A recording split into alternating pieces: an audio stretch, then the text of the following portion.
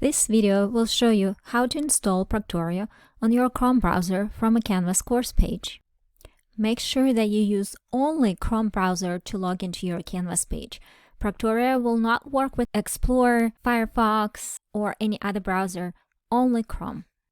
When you log in to your Canvas course page, go to Secure Exam Proctor tab, click on it.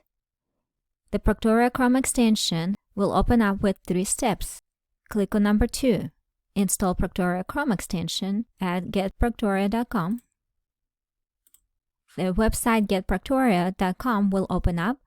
Click Install Proctoria Chrome extension. Add to Chrome. Click Add extension. Now Proctoria has been added to Chrome. You can close the tabs now.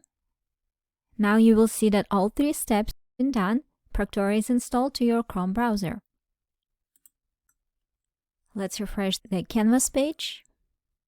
Secure Exam Proctor plugin successfully installed. Please return to your course. You're good to go.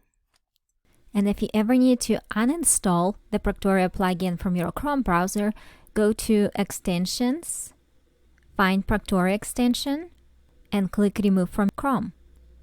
The plugin will be removed.